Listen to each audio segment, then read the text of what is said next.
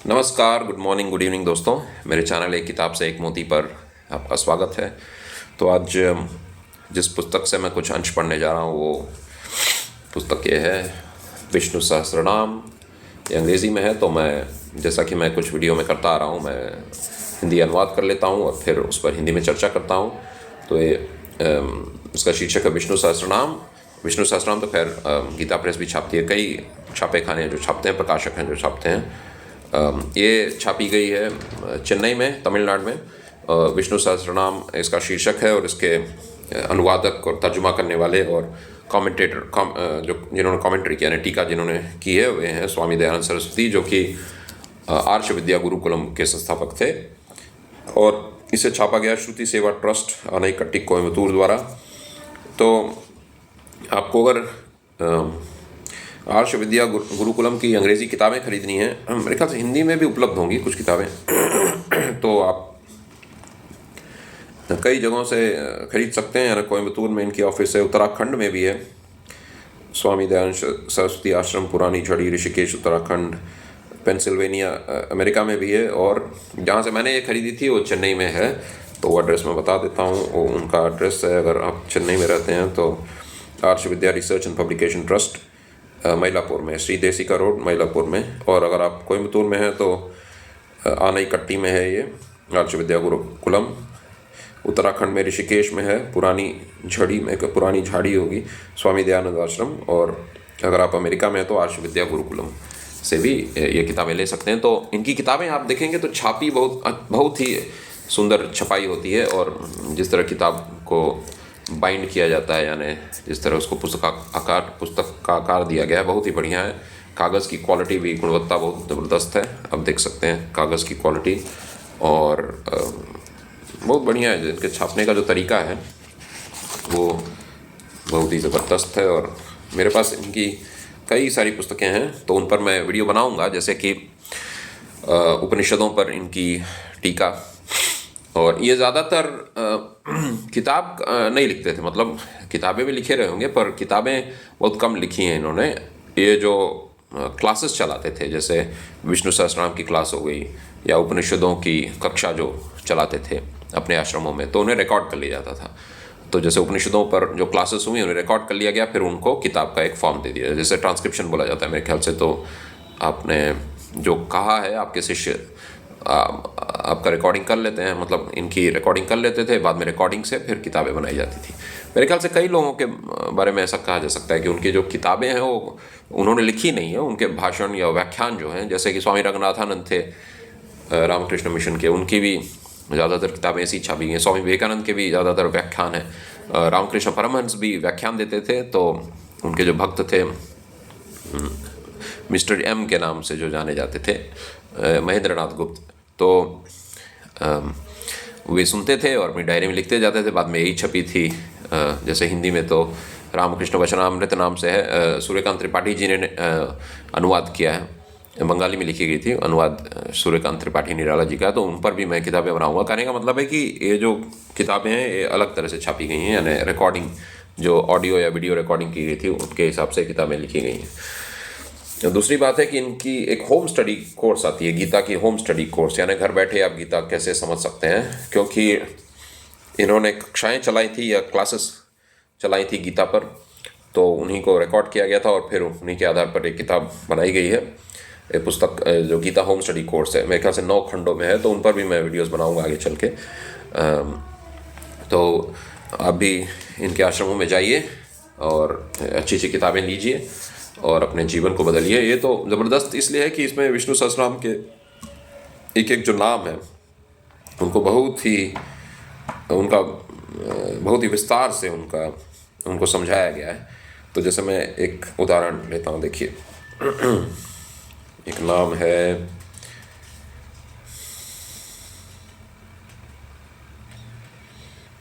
प्रभुतः, एक नाम है प्रभुतः।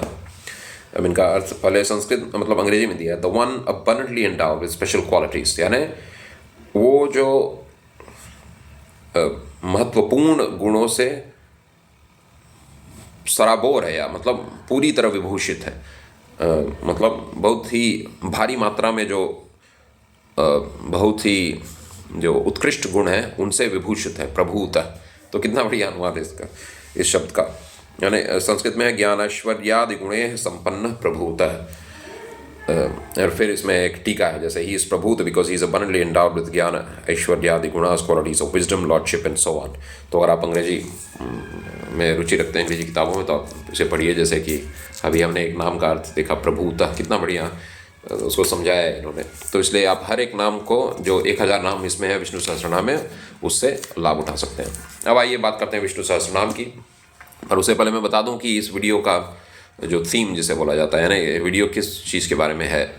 तो से मैंने नोट किया एक जगह कि मतलब एक चीज़ है कि जैसे खैर तो मैं अंग्रेजी का जो मैंने थंबनेल बनाया उसे देख रहा हूँ। तो थंबनेल में आपने देखा होगा कि मैंने बताया है कि जो व्यक्ति श्रद्धा और भक्ति से युक्त होकर स्तुति यानी विष्णु सहस्रनाम का पाठ करता है उसे प्रसन्नता, धैर्य, समृद्धि, साहस, स्मृति यानी बुद्धि बल और या मतलब स्मरण शक्ति, स्मृति और यश की प्राप्ति होती है। तो बस कुछ बातें हैं जो मैं आज बताने वाला हूँ कि आपको क्या क्या फल मिलेंगे इसको पढ़ने से, जो इसमें फल दिया गया फलश्रुति में। तो हम फलश्रुति के बारे में बात करेंगे विष्णु सहस्रनाम के। पर उसके पहले मैं विष्णु सहस्रनाम के भी बता दूं उसके बारे में कि विष्णु सहस्रनाम में क्या क्या चीज़ें हैं। तो फलश्रुति का अर्थ हम समझेंगे थोड़ी देर में। तो विष्णु सहस्रनाम कैसे शुरू होती है इसको जान लें। तो अनुशासन पर्व में जब भीष्म पितामह लेटे रहते हैं शरशैया पर, तीरों का जो शैया है या बेड है तो उस पर लेटे रहते हैं, और युधिष्ठिर उनके पास उसके पहले ही आगे रहते हैं मेरे ख्याल से। तो कुछ प्रश्न और उत्तरों का सिलसिला चलता रहता है। धर्म के बारे में युधिष्ठिर सवाल प्रश्न पूछते रहते हैं भीष्म पितामह से।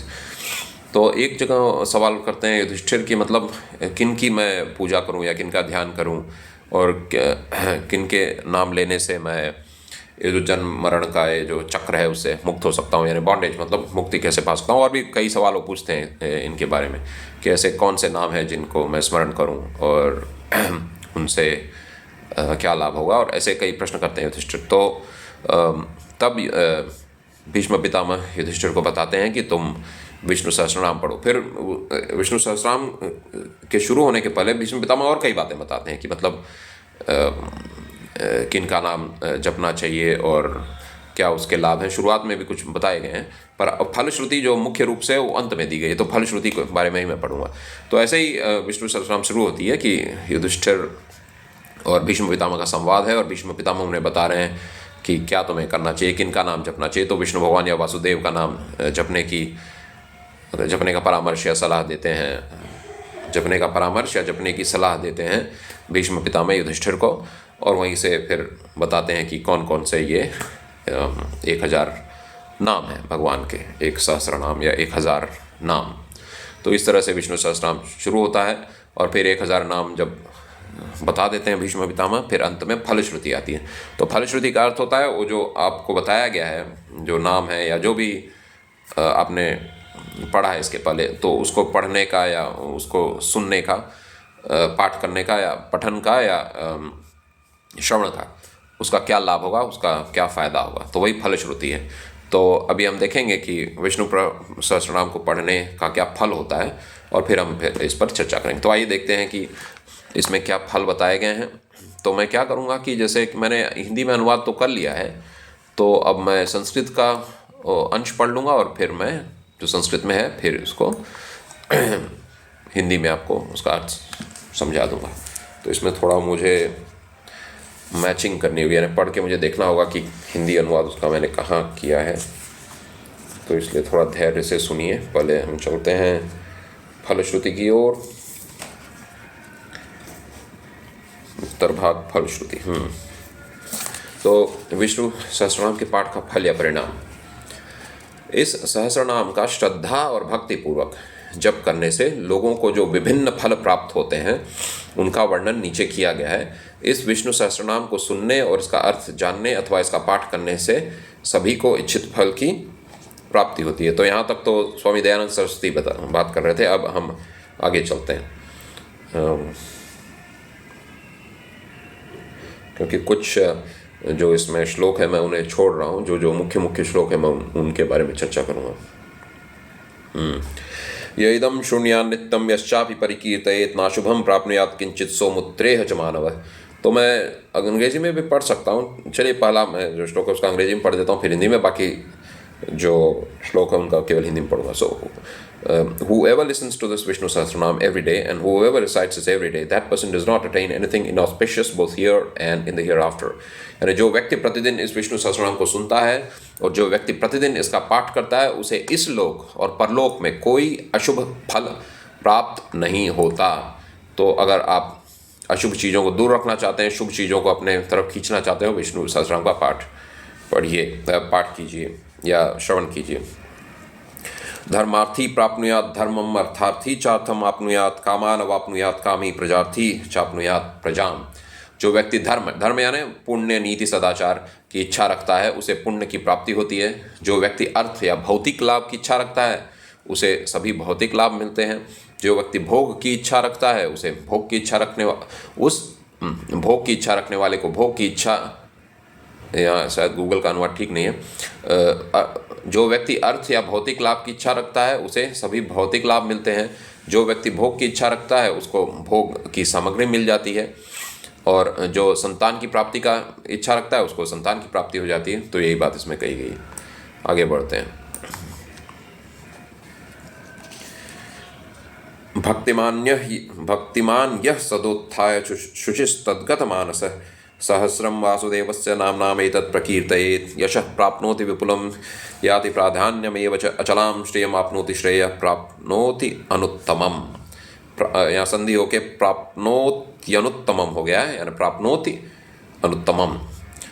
जो भक्त भीतर और बाहर से शुद्ध होकर तथा भगवान में लीन मन से सदैव समर्पित होकर वासुदेव के इन 1000 नामों का जप करता है उसे व्यापक प्रसिद्धि प्राप्त होती है, किसी भी समूह में उसकी प्रतिष्ठा होती है, उसे स्थायी समृद्धि प्राप्त होती है और साथ ही उसे अखंड पुण्य अर्थात मोक्ष की प्राप्ति होती है। तो कौन ये सब नहीं चाहेगा अच्छी अच्छी बातें, तो ये सब आपको प्राप्त होंगी। ये अगला वाला जो है बहुत मुख्य है।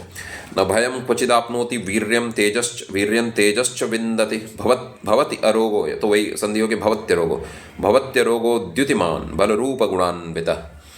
वह भक्त कभी भी भयग्रस्त नहीं होता, वह महान पराक्रम और तेज प्राप्त करता है।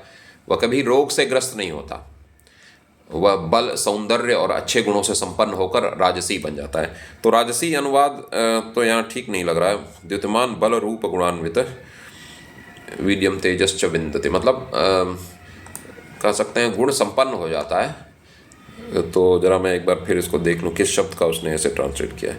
गुड क्वालिटीज़ को मेरे ख्याल से राजसी कर दिया है क्या, या वैलर का हो सकता है। मैं एक बार और पढ़ देता हूँ। वह भक्त कभी भी भयग्रस्त नहीं होता है, महान पराक्रम और तेज प्राप्त करता है। वह कभी रोग से ग्रस्त नहीं होता, वह बल सौंदर्य और अच्छे गुणों से संपन्न हो जाता है। इसमें राजसी जोड़ने की नहीं ज़रूरत थी, तो यही इसका अनुवाद है। आगे बढ़ते हैं। रोगार्तो मुच्यते रोगात्, बद्धो मुच्येत बंधनात्, भयान मुच्येत भीतस्तु मुच्येत आपन्न आपद। रोग से ग्रस्त व्यक्ति रोग से मुक्त हो जाता है, जो बंधा हुआ है वह बंधन से मुक्त हो जाता है, जो भय से ग्रस्त है वह भय से मुक्त हो जाता है। तो ये सब चीज़ें तो अक्सर हमारे जीवन में आती रहती हैं। तो रोग से ग्रसित हैं तो आप रोग से मुक्त हो जाएंगे, जो बंधा हुआ है वह बंधन से मुक्त हो जाता है। यानी बंधन कई तरह के होते हैं। मानसिक बंधन है हमारे अंदर, कई बार हम परिस्थितियों के कारण बंधन में हैं। हो सकता है हमारे पास आर्थिक बंधन है हमारे जीवन में, तो हम मुक्ति नहीं पा रहे हैं, कर्ज में दबे हुए हैं, तो वो भी एक तरह का बंधन है। तो इन सब से आप मुक्त हो सकते हैं। रोग से ग्रस्त व्यक्ति रोग से मुक्त हो जाता है, जो बंधा हुआ है वह बंधन से मुक्त हो जाता है, जो भय से ग्रस्त है वह भय से मुक्त हो जाता है। भय तो हमें बहुत सारे तरह तरह के भय रहते हैं, और जो विपत्ति में डूबा हुआ है वह उससे मुक्त हो जाता है।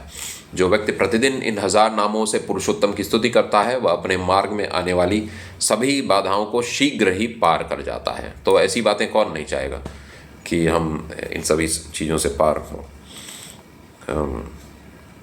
मेरे ख्याल से अगले वाले श्लोक का अनुवाद था, तो मैं उसको फिर से एक बार पढ़ देता हूँ।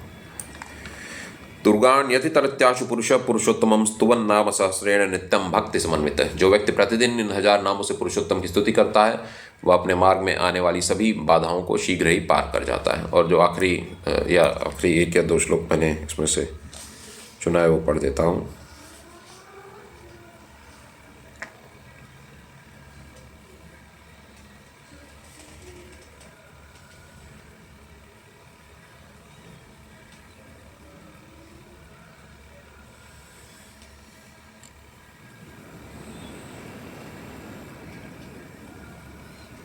मैं देख रहा हूँ कि अगला वाला कौन सा श्लोक, क्योंकि कुछ श्लोक मैंने छोड़ दिए हैं इसमें से। वासुदेव के भक्तों पर कभी कोई विपत्ति नहीं आती। न वासुदेव भक्तानाम अशुभम विद्यते क्वचित जन्म मृत्यु जरा व्याधि भयम नैवोपजायते। यानी वासुदेव के भक्तों पर कभी कोई विपत्ति नहीं आती, जन्म मृत्यु बुढ़ापा और रोग का भय कभी नहीं रहता। इमं स्तवम अधीयान श्रद्धा भक्ति समन्वित युज्येत आत्मसुख शांति श्री धृति स्मृति कीर्ति भेह। ये जो आखिरी इसमें से मैंने चुना है आखिरी श्लोक वो ये है। जो व्यक्ति श्रद्धा और भक्ति से युक्त होकर स्तुति विष्णु सहस्रनाम का पाठ करता है उसे प्रसन्नता, धैर्य, समृद्धि, साहस, स्मृति और यश की प्राप्ति होती है। तो इन सब चीज़ों को कौन नहीं चाहेगा। तो इसलिए आप विष्णु सहस्रनाम का रोज पाठ किया कीजिए। अब आइए कुछ चर्चा करते हैं जो हमने कुछ पढ़ा है और कुछ और चीज़ें भी जो मुझे कुछ जानकारी मिली है विष्णु सहस्रनाम के बारे में, उन पर मैं कुछ चर्चा करता हूँ। तो पहली बात है कि आप अपनी दिनचर्या में एक कालखंड अलग कर दीजिए जिसमें कि आप केवल विष्णु सहस्रनाम का पाठ करेंगे या आप श्रवण करेंगे, सुनेंगे। तो एक समय सारिणी बनाइए या टाइम टेबल बनाकर काम कीजिए, कार्यक्रम, दैनिक कार्यक्रम बनाइए। तो उस कार्यक्रम में मेरे ख्याल से 25 से आधा घंटा तो लगता है विष्णु सहस्रनाम पढ़ने या सुनने में। खैर ये निर्भर करता है कि हम किस वेग से या किस स्पीड से पढ़ते हैं, किस तेज़ी से पढ़ते हैं। पर मैंने अक्सर देखा है कि मुझे 25 मिनट से आधा घंटा लगता है, या हो सकता है 20 मिनट, ऐसा ही मुझे ध्यान आ रहा है। क्योंकि अगर आप वेग बढ़ाते हैं तो कम समय लगेगा, अगर धीरे धीरे पढ़ते हैं तो आधा घंटा तो लगता है। तो कम से कम उतना समय आप रोज़ अपने जीवन का दे दीजिए विष्णु सहस्रनाम के पाठ के लिए, क्योंकि इसी पर आपका जो पूरा दिन है। तो अब दिनचर्या में कब इसे शामिल करें, तो आप सवेरे कर सकते हैं, क्योंकि वो पूरे दिन को एक तरह से प्रोग्राम कर देगा आपको, आने वाले समय को, आने वाला जो 24 घंटा है। क्योंकि आपने आज पढ़ा तो आप अगले दिन पढ़ेंगे, तो तब तक के लिए जितना समय है आपके पास 24 घंटा या जो भी मेरे ख्याल से 23 घंटे 30 मिनट होंगे शायद। तो उन घंटों में आपको अपनी मानसिक रवैये को एकदम शुद्ध रखना है और सकारात्मक रखना है। और आपके मानना है कि आपको रोग कुछ नहीं बिगाड़ सकता, आप भयग्रस्त नहीं होंगे, आप जो भी काम करेंगे उसमें सफल होंगे, कामयाब होंगे।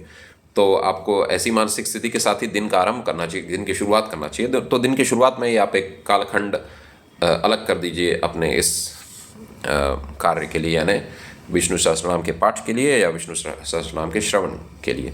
तो आप पाठ तो स्वयं करेंगे, श्रवण करना हो तो किसका सुने, तो आप MS सुब्बलक्ष्मी जी का सुन सकते हैं जो तमिलनाडु की थी, और उनका उच्चारण बहुत ही शुद्ध है और सुनने में भी बहुत मधुर लगती है उनकी वाणी। वो तो खैर शास्त्रीय संगीतज्ञ थी, जो कर्नाटिक शास्त्रीय संगीत होता है दक्षिण भारत का, तो उसकी वो मर्मज्ञ थी और बहुत ही महान संगीतकार थी, भारत रत्न भी थी। तो आप MS सुब्बलक्ष्मी जी का जो विष्णु सहस्रनाम का पाठ है जो उन्होंने किया है, रिकॉर्डिंग यूट्यूब में बड़ी आसानी से अवेलेबल है। आप बस गूगल में बोल दीजिए, या जो माइक का वो चिन्ह रहता है उसको दबा के बोल दीजिए, या तो आप टाइप कर दीजिए कि MS सुब्बलक्ष्मी, शुभ लक्ष्मी भी लोग बोलते हैं, पर तमिलनाडु में उन्हें सुब्बुलक्ष्मी बोला जाता है, MS सुब्बुलक्ष्मी। तो MS सुब्बलक्ष्मी जी का उसमें नाम टाइप कर दीजिए गूगल में या तो यूट्यूब में, और आपको कई वीडियो मिल जाएंगे उनके जो रिकॉर्डिंग है। तो उनमें से एक आप चला दीजिए और श्रवण किया कीजिए। एक मेरे ख्याल से आधा घंटा या 45 मिनट का वीडियो होगा, तो उसे सुनिए, आपका दिन पूरा अच्छी तरह प्रोग्राम हो जाएगा और अगले 24 घंटे के लिए आप तैयार रहेंगे हर चैलेंज यानी चुनौती का सामना करने के लिए। तो एक हो गई ये वाली बात दिनचर्या में जगह देने के लिए विष्णु सहस्रनाम के लिए। दूसरी बात है, मुक्कुर लक्ष्मी नरसिम्हाचार्यार थे, वो नरसिंह भगवान के एक परम भक्त थे। उन्होंने तमिल में एक किताब लिखी है, लिखी नहीं है उन्होंने कुछ व्याख्यान दिए थे तमिलनाडु में। एक मेरे ख्याल से हॉल है, उसका नाम तो याद नहीं आ रहा मुझे, टी नगर में एक हॉल है जहाँ अक्सर धार्मिक प्रवचन होते हैं और व्याख्यान होते हैं। तो उसी हॉल में उन्होंने कुछ व्याख्यान दिए थे, तो उन्हीं व्याख्यानों का संकलन है, वो 7 खंडों में मेरे ख्याल से आती है, 7 या 8 7 खंडों में पूरा ही उनको मिल रही है, यानी कोई कमी नहीं है। तो भक्ति से पूरा भरपूर है वो 7 खंड। तो मैंने एक खंड तो तमिल में पढ़ लिया है, पहला खंड पढ़ लिया, दूसरा खंड अभी आधा आधा मैंने पढ़ा। तो कई वर्ष बीत गए, तो अब मैं फिर से जब शुरू करूँगा तो पहले खंड से शुरू करूँगा। तो उसमें एक बात अभी मुझे याद है, वे कहते थे मान लीजिए आपको या घर में किसी को सर दर्द है, तो आप क्या कीजिए, आप एक कटोरे में पानी ले लीजिए, एक लोटे में पानी ले लीजिए, जल ले लीजिए, और फिर जल को सामने रख लीजिए अपने, और विष्णु सहस्त्रनाम की पुस्तक खोलिए और पाठ कीजिए। तो जब आप पाठ करेंगे तो क्योंकि आप ईश्वर के नाम का उच्चारण कर रहे हैं, तो मेरे ख्याल से जो ध्वनि या साउंड जो है, आवाज़ जो है, वो पहुँचेगी जल तक, उसको मंत्र शक्ति से भरपूर कर देगी, पूर्ण कर देगी, अभिषिक्त कर, क्या ये शब्द सही होगा, मंत्र शक्ति से अभिषिक्त कर हो जाएगा वो लोटा का जल। वो जल जब अभिषिक्त जल हो जाएगा, यानी उसमें मंत्र शक्ति पहुंच गई है, और उस जब आप पाठ संपूर्ण कर लें, पूरा कर लें विष्णु सहस्त्र नाम का, तो उस जल को जिसे सर दर्द है उसको आप दे दें। तो जैसे कुछ अंजलि में थोड़ा सा जल लेके उसको पी लें, या आप ऐसा भी कर सकते हैं कि मान लीजिए किसी को सर दर्द नहीं भी है, तो भी आप एक तरह से इसको एक अपनी दिनचर्या में शामिल कर सकते हैं। जैसे आप विष्णु सहस्त्रनाम, अब आपने निश्चय कर लिया कि विष्णु सहस्त्रनाम अब आप रोज़ पढ़ेंगे, तो आप जब पढ़ें तो पढ़ने के पहले एक लोटा का जल अपने सामने रख लें, एक लोटा जल पानी, और फिर विष्णु सहस्त्रनाम का पाठ कीजिए। तो क्योंकि मंत्र और ईश्वर के शुद्ध नाम आपके मुख से निकल रहे हैं, तो वो जल जो है वो मंत्र शक्ति से अभिषिक्त हो जाएगा, और उस जल को आप घर में जो सदस्य हैं सब लोग थोड़ा थोड़ा उस जल का, मेरे ख्याल से आचमन बोला जाता है, उसको पी सकते हैं। उस जल को स्वयं भी उस जल को पीजिए और बच्चों को भी दे दीजिए, और परिवार में जो भी सदस्य हैं सबको, तो उससे लाभ जरूर होगा। क्योंकि ईश्वर का नाम जहाँ भी रहता है, जैसा कि तुलसीदास जी ने कहा है, राम नाम मणि दीप धर जीह देहरी द्वार, तुलसी भीतर बाहिर हूँ, या तुलसी भीतर बाहिरो। मेरे पास जो कुछ अन्य संस्करण है उसमें ऐसे भी दिए हैं, तुलसी भीतर बाहिरो जो चाह शिव जियार। तो भीतर और बाहर उजाला चाहते हो तो ईश्वर का नाम अपने जीभ पर रखो, द्वार पर, जी के द्वार पर रखो। तो इससे आपके अंदर वाला जीवन और बाहर वाला जीवन पूरा प्रकाशमय हो जाएगा, ज्योति से भर जाएगा। तो इसलिए आप इस बात पर विश्वास रखिए कि ईश्वर के नाम में बड़ी शक्ति होती है। तो आप कुछ ऐसा कर सकते हैं, लोटे का पानी आप अपने सामने रख के पढ़ सकते हैं। ये कोरोना के समय मैंने इस बात को आजमाया है, तो सर दर्द पर भी मुझे विजय प्राप्त हुई। यानी कई बार सर दुखता था तो मैं विष्णु सहस्त्रनाम पढ़ के एक लोटा जल अपने सामने रख लेता था, पढ़ते समय रख लेता था, और उसको फिर पाठ संपूर्ण करके उस जल को मैं पी लेता था। तो ये बात श्री मुक्कुर लक्ष्मी नरसिंह आचार्य की आप याद रखिए कि सिर दर्द से छुटकारा पाना हो तो वो जल पीजिए जो मंत्र शक्ति से अभिषिक्त है। तीसरी बात, मदन मोहन मालवीय पर एक संस्मरण है। यानी हनुमान प्रसाद पोद्दार जी जो गीता प्रेस के बहुत महत्वपूर्ण सदस्य थे और जिन्होंने गीता प्रेस को बहुत यश प्रदान किया है, और मेरे ख्याल से रामचरितमानस का जो अनुवाद है वो हनुमान प्रसाद पोद्दार जी का ही है, और जैसे कि गजेंद्र मोक्ष है उसका भी हिंदी में अनुवाद उन्होंने किया है मेरे ख्याल से। तो एक बार मदन मोहन मालवीय जी और हनुमान प्रसाद पोद्दार जी के बीच में चर्चा हो रही थी। तो मदन मोहन मालवीय ने उन्हें एक बड़े पते की बात बताई, बहुत ही लाभकारी बात बताई। तो मदन मोहन मालवीय ने, जहाँ तक मुझे याद आ रहा है, मैं खैर अपने स्मरण जो मुझे हो रहा है, जो मेरे दिमाग में बात आ रही है वही मैं बता रहा हूँ। हो सकता है अक्षरशः ये बात सही ना हो, पर मुख्य रूप से ये बात सही है। जो शब्द मैं कुछ अपने से भी इसमें जोड़ रहा हूँ। तो इन दोनों जने में मतलब ये दोनों व्यक्ति चर्चा कर रहे थे मेरे ख्याल से ईश्वर के नाम के प्रभाव के बारे में। तो मदन मोहन मालवीय ने बताया कि उनकी माँ, जब मदन मोहन मालवीय छोटे थे तो उनकी माँ ने उन्हें एक बात बताई थी कि बेटा, जब भी तुम घर से बाहर निकलो तो नारायण का नाम लेकर निकला करो और सफलता तुम्हें अवश्य ज़रूर प्राप्त होगी। तो मदन मोहन मालवीय ने इस बात को गांठ बांध ली और इस बात को गांठ बांध लिया, और जब भी वे घर से बाहर निकलते थे तो नारायण नारायण दोहरा कर ही इस नाम का जप करके ही निकलते थे। घर से पैर बाहर रखने के पहले, कदम बाहर रखने के पहले नारायण नारायण कुछ देर जप लेते थे, कुछ देर या कुछ क्षण बस लगते थे। नारायण नारायण का नाम, नारायण के नाम का उच्चारण करके ही वो घर से बाहर निकलते थे। तो मदन मोहन मालवीय ने हनुमान प्रसाद पोद्दार जी से कहा कि जब जब वे नारायण नाम का उच्चारण करना भूले हैं घर से बाहर कदम रखते वक्त, तब तब उन्हें हार का सामना करना पड़ा। नहीं तो हर वक्त उन्हें जीत का ही सामना करना पड़ता था। जो निश्चय करके निकलते थे कि आज ये काम पूरा करूँगा, तो जब जब वे नारायण का नाम, नारायण शब्द या नारायण ईश्वर के नाम का उच्चारण करके निकलते थे, तब तब उन्हें अपने लक्ष्य को प्राप्त करने में सफलता मिलती थी। मतलब वो सफल होते थे अपने लक्ष्य में, या जो उनका ध्येय रहता था, जो मकसद रहता था, जिस मकसद से वे घर से बाहर निकलते थे, उस मकसद को पा जाते थे। और जब जब वे नारायण नाम का उच्चारण करना भूल जाते थे, तब तब वे असफल होते थे। तो इससे यही सीख मिलती है कि आप जब भी घर से बाहर निकलें, नारायण नारायण का नाम लेकर ही निकलें, ताकि आप जो भी कार्य आपने मन में ठान लिया कि आज आप कार्य पूरा करेंगे, या जो भी जिस मकसद से भी जा रहे हैं वो मकसद आपका पूरा होगा, ये कहने का मतलब है। तो ये हो गई तीसरी बात। अब चौथी बात है, मैं अपना संस्मरण बता रहा हूँ, मतलब अपने जीवन का एक अनुभव। तो जैसे मेरे पिताजी जब भी बाहर निकलते थे तो उन अपने पॉकेट में विष्णु सहस्त्रनाम की एक छोटी सी कॉपी लेकर ही निकलते थे। गीता प्रेस द्वारा छापी गई थी वो। गीता प्रेस की छोटी सी आती है विष्णु सहस्त्रनाम, मतलब केवल उसमें मूल संस्कृत श्लोक रहते हैं। तो पॉकेट में हमेशा लेके ही जाते थे। और जब जब वो बस से ही जाते थे ऑफिस, तो बस में जब जगह मिल जाती थी, कई बार होता था जगह नहीं मिलती थी ना, वैसे जगह नहीं मिले तो भी पढ़ सकते हैं, पर कई बार बस इतनी खचाखच भरी रहती है कि उसमें पढ़ने का आपको स्थान नहीं मिलेगा। यानी किताब को आप चाहे एक हाथ से भी मतलब खोल के पढ़ें तो थोड़ा मुश्किल होता है। तो जब जब उन्हें जगह मिल जाती थी, या मुझे, जैसा मैं तो अंदाज़ा लगा रहा हूँ, पर उनका एक कहना था कि जब जब वे बस में जाते थे तो जब समय मिलता था तो विष्णु सहस्त्रनाम को खोलकर उसको पढ़ा करते थे। और फिर विष्णु सहस्त्रनाम उनको याद भी हो गई रोज़ पढ़ने से। तो इसका लाभ ये हुआ, वो बताते थे कि जैसे कभी लगता था कि मुश्किल आ पड़ी है और कहीं रास्ता नहीं दिख रहा है उस मुश्किल या परेशानी को सुलझाने का, मतलब उस मुश्किल से निकलने का कोई रास्ता नहीं दिख रहा है, तो वो बोलते थे कि मतलब कहीं ना कहीं से उस समस्या को हल करने का विचार या कोई ना कोई रास्ता जरूर निकल आता था। तो मुझे तो लगता है कि विष्णु सहस्त्रनाम का ही चमत्कार था। वो खुद भी बोलते थे, क्योंकि उन्हें विश्वास था और फलश्रुति भी पढ़ते थे वो। तो विष्णु सहस्त्रनाम जब भी पढ़ें तो फलश्रुति भी साथ में पढ़ें, तो आपको एक आपका विश्वास और मजबूत और दृढ़ होता जाएगा रोज़ जब आप फलश्रुति पढ़ेंगे।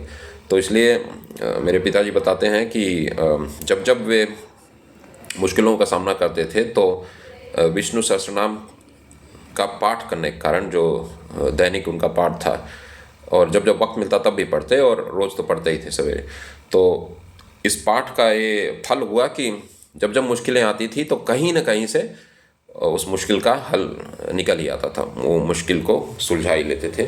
कई बार जब लगता था कि रास्ता नहीं है कोई, तो भी रास्ता निकल आता था। तो आप भी इस अनुभव से फ़ायदा उठाएं कि आप जब विष्णु सहस्त्रनाम पढ़ेंगे तो मुश्किलों का सामना आप जब करेंगे, जब लगेगा कि कहीं से कोई आशा की किरण नहीं दिख रही है, तो भी कहीं ना कहीं, जैसे अंग्रेजी में कहा जाता है a light at the end of the tunnel, यानी टनल यानी सुरंग के आखिरी छोर पर कोई ना कोई रोशनी आपको दिख जाएगी। यानी जब लगे कि पूरा अंधकार है, रास्ता अंधकार से भरा हुआ है, कहीं रोशनी किरण नहीं दिख रही, तो सुरंग या टनल जिसे बोलते हैं उसके, या कह सकते हैं गुफा बोल सकते हैं, अंधकारमयी, उसमें कहीं ना कहीं रोशनी किरण आपको दिख जाएगी और आपको वो उत्साह दे देगी। तो यही बातें मैं आपसे कहना चाहता था। तो आइए मैं एक बार फलश्रुति फिर दोहरा दूँ। और मेरे ख्याल से मैंने इसकी चर्चा की थी कि अनुशासन पर्व में आता है, महाभारत के अनुशासन पर्व में विष्णु सहस्त्रनाम है।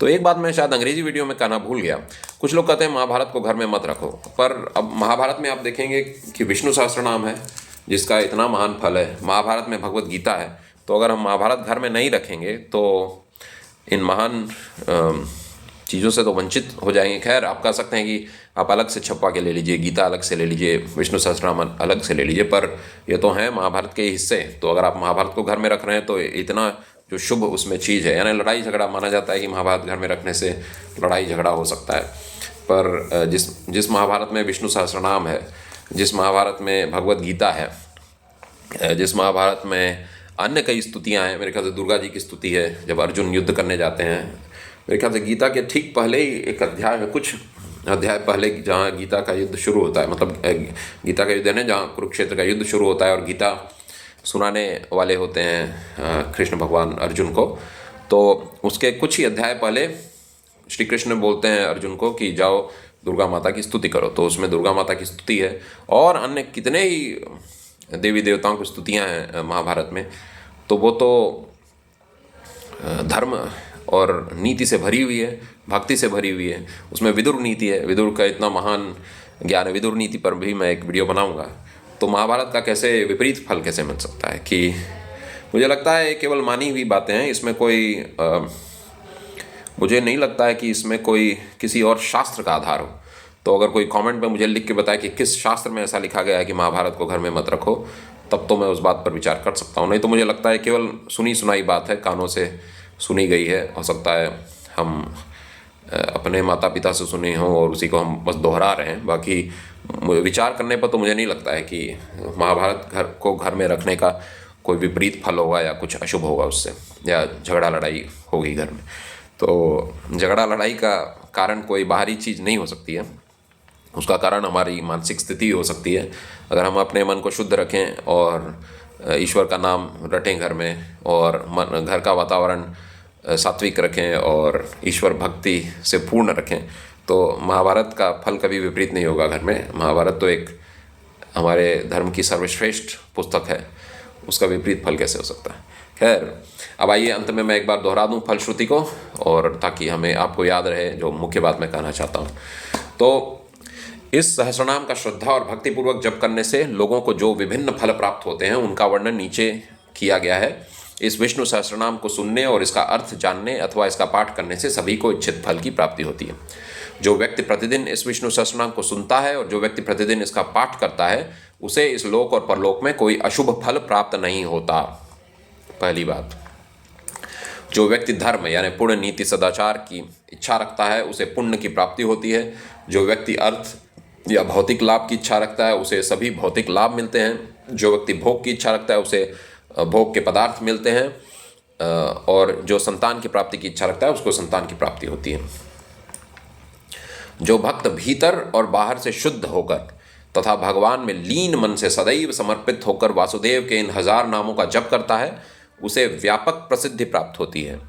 किसी भी समूह में उसकी प्रतिष्ठा होती है, उसे स्थायी समृद्धि प्राप्त होती है, और साथ ही उसे अखंड पुण्य अर्थात मोक्ष की प्राप्त होती है। इतने बढ़िया बढ़िया जिसकी फलश्रुति हो, तो ऐसे विष्णु सहस्रनाम को हम कैसे नज़रअंदाज कर सकते हैं। उसे ज़रूर निश्चित रूप से रोज़ पढ़ना चाहिए।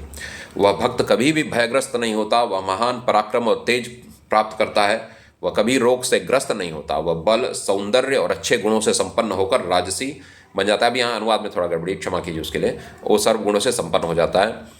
रोग से ग्रस्त व्यक्ति रोग से मुक्त हो जाता है। ध्यान रखिए, अगर आपको कोई रोग है तो विष्णु सहस्रनाम को रोज पढ़िए। अवैज्ञानिक बात लग सकती है, पर अगर आप ध्यान दें तो रोग अक्सर हमें अक्सर इसीलिए होता है कि हम कुछ न कुछ अनुशासन को तोड़ते हैं, या आंतरिक शक्ति जो हमारी इम्यूनिटी पावर होती है वो कमज़ोर है। कुछ न कुछ ऐसे ही कारण होते हैं, यानी अंदरूनी शक्ति की वजह से होता है। और कुछ रोग ऐसे हो सकते हैं जो कि इन्फेक्शन ऐसे हैं जिनसे हम बच नहीं सकते, पर ज़्यादातर जो रोग होते हैं वो कुछ न कुछ हमारी अनुशासन की जो कमी हो गई है उससे होते हैं, या हमारा जो इम्यूनिटी शक्ति यानी जो प्रतिरोधक क्षमता है रोग से लड़ने की, उसमें कुछ कमी आ जाती है। तो मुझे ऐसा लगता है कि विष्णु सहस्रनाम जब आप पढ़ेंगे तो अनुशासित हो जाएगा आपका जीवन, और दूसरा है आपके विचार शुद्ध हो जाएंगे, और आपके आचार शुद्ध हो जाएंगे, और आपकी जो रोग प्रतिरोधक क्षमता है, इम्यूनिटी पावर है, वो बढ़ जाएगी। रोग से ग्रस्त व्यक्ति रोग से मुक्त हो जाता है, जो बंधा हुआ है वो बंधन से मुक्त हो जाता है, जो भय से ग्रस्त है वह भय से मुक्त हो जाता है, और जो विपत्ति में डूबा हुआ है वह उससे मुक्त हो जाता है। जो व्यक्ति प्रतिदिन इन 1000 नामों से पुरुषोत्तम की स्तुति करता है वह अपने मार्ग में आने वाली सभी बाधाओं को शीघ्र ही पार कर जाता है। वासुदेव के भक्तों पर कभी कोई विपत्ति नहीं आती। जन्म, मृत्यु, बुढ़ापा और रोग का भय कभी नहीं। इसका तो भय अक्सर लोगों को रहता है। जन्म का तो खैर कम लोगों को ही भय होता है, क्योंकि ज़्यादातर हम तो जीना चाहते हैं और अपनी जीवन को बढ़ाना चाहते हैं, तो जन्म का भय कम लोगों को ही होता है। पर मृत्यु का भय सबको होता है, बुढ़ापा का भय रहता है, रोग का भय रहता है, तो इन सब भयों पर आप जीत पालेंगे। जन्म, मृत्यु, बुढ़ापा और रोग का भय कभी नहीं रहता। जो व्यक्ति श्रद्धा और भक्ति से युक्त होकर स्तुति यानी विष्णु सहस्रनाम का पाठ करता है, उसे प्रसन्नता मिलेगी, धैर्य मिलेगा, समृद्धि मिलेगी, साहस मिलेगा, स्मृति मिलेगी और यश की प्राप्ति होगी। अब और जो 4 चीज़ों का मैंने की चर्चा की थी, श्री मुक्कू लक्ष्मी नरसिंहाचार्य जैसा करते थे, एक कटोरी में जल रख लेते थे, फिर सहस्रनाम का पाठ करते थे और उपस्थित लोगों में जल वितरित करते थे और उस जल को फिर पी लेते थे। आपको सिर दर्द से भी छुटकारा मिलेगा ऐसा करने से। तो अगर किसी को सिर दर्द है घर में तो आप इसे आजमा कर देख सकते हैं। एक लोटा जल रख लीजिए सामने, विष्णु सहस्रनाम का पाठ कीजिए। जब वो अब जल अभिमंत्रित मेरे ख्याल से बोला जाता है, अभिषिक्त हो जाएगा ईश्वर के शक्ति से, ईश्वर के पवित्र नाम से, और उस जल को आप वितरित कर दीजिए। और जिसको सर दर्द है, जिसे खासकर उसे आप उस जल को पिलाइए। और अपनी दिनचर्या में सहस्रनाम के पाठ के लिए एक समय का एक भाग निर्धारित कर लीजिए। और मदन मोहन मालवीय ने कहा था कि वे अपने उद्देश्यों में तभी असफल होते थे जब वे नारायण का नाम लिए बिना घर से बाहर निकलते थे। और एक और बात थी कि मैंने जैसा अपना अनुभव बताया कि मेरे पिताजी विष्णु सहस्रनाम का रेगुलर पाठ करते थे, यानी नियमित रूप से पाठ करते थे। और बस में भी जब ऑफिस जाते थे तो जब भी उन्हें मौका मिलता था तो विष्णु सहस्रनाम की पुस्तक खोलकर उसका पाठ करते थे। तो उससे जब मुश्किलों का सामना उन्हें करना होता था तो उन्हें कहीं ना कहीं से उसका हल जरूर मिल जाता था। यानी जब आशा की किरण कहीं दिखती नहीं थी तो कहीं ना कहीं से उस समस्या का हल निकल आता था। और वे मानते थे कि ये विष्णु सहस्रनाम के पाठ का ही फल था। तो आशा है आपको ये वीडियो पसंद आया होगा। आज से ही शुरू कर दीजिए, टालिए मत अच्छे काम को। आज ही अपनी दिनचर्या में विष्णु सहस्रनाम का पाठ शामिल कर लीजिए, क्योंकि अब समय अभी 9 बज रहे हैं जब मैं वीडियो बना रहा हूँ, सवेरे के 9 बज रहे हैं। तो अगर आप सवेरे आपको अर्ली मॉर्निंग जिसे कहते हैं, मतलब सुबह आपको मौका नहीं मिला भोर में, तो आप शाम को पढ़ लीजिए आज, और कल से सवेरे से ही विष्णु सहस्रनाम का पाठ शुरू कर दीजिए। धन्यवाद।